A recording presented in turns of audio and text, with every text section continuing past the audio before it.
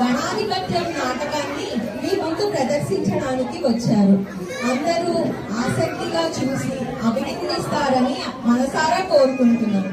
పాత్ర పరిచయం: మహాశివుడిగా శ్రేయ, పార్వతీదేవిగా మీనాక్షి, వినాయకుడిగా వెన్నెల, కుమారస్వామిగా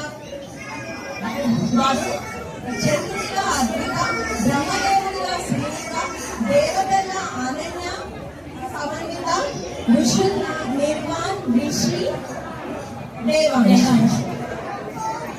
అందరం ప్రారంభిద్దాం నాటకాన్ని. కైలాసములో పార్వతీ పరమేశ్వరులు ధ్యానం చేయుచుండగా దేవతలు మునులు వారి వద్దకు వచ్చిరి.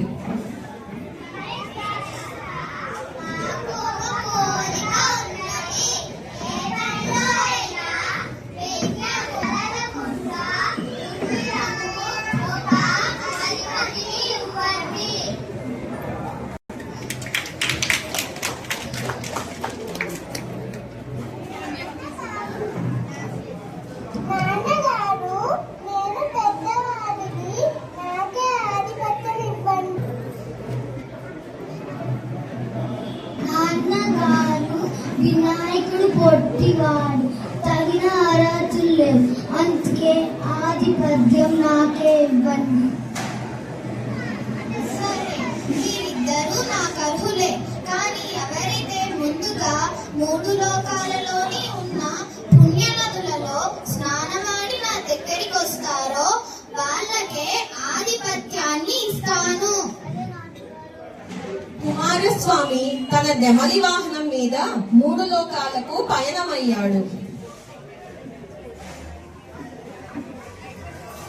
నాదా, కుమారస్వామి పని చేయగలడు, వినాయకుడి ఎలా చేస్తాడు? దేవి, వినాయకుడు తెలివైన వాడు, తను ఈ పనిని చేయగలడు.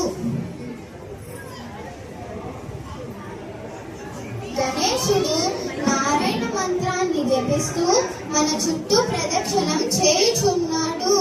ఇది అన్ని నదులలో స్నాన ఫలితాన్ని ఇస్తుంది.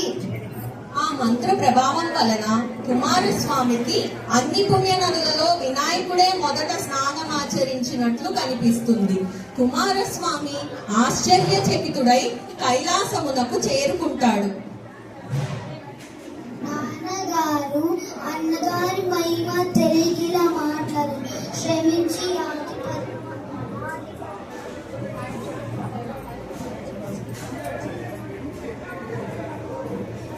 ఆధిపత్యం అందరికీ.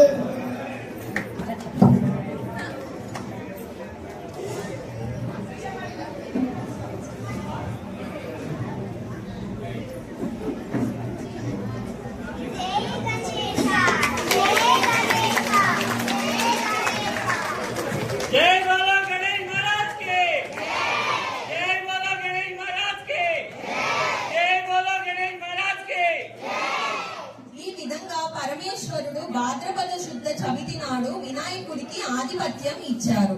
ఆ రోజున అన్ని దేశముల వాళ్ళు వినాయకుడికి తమ శక్తి కొద్దీ ఉండ్రాళ్ళు, కుడుములు, పాలు, తేనె మొదలైనవి సమర్పించి పూజిస్తారు.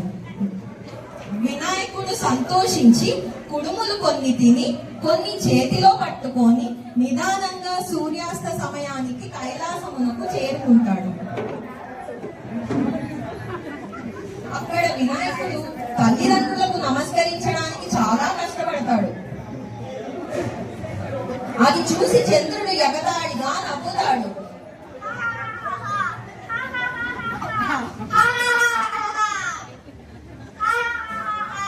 వెంటనే వినాయకుడు పొట్ట పగిలి కింద పడి మరణిస్తాడు.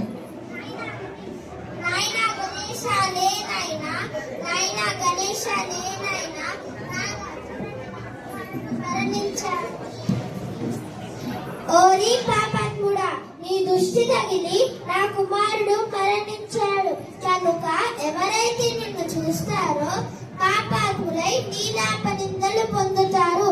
ఇది నా శాపం. తల్లి, నా అపరాధమే క్షమించు. ఈ పాట రాసుని నా మీద దయ చూపుము. ఇది ఇది తెలుసుకొని బ్రహ్మదేవుడు దేవతలు ఋషులు కైలాసమునకు చేరుకుంటారు.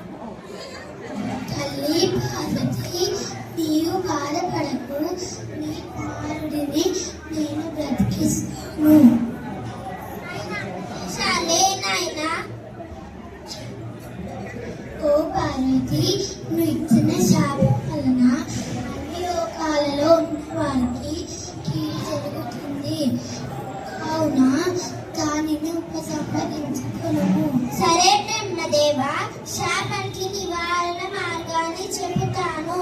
ఏ రోజైతే చంద్రుడు వినాయకుడిని చూసి నవ్వాడో ఆ ఒక్క రోజునే చంద్రుడిని చూడకూడదు.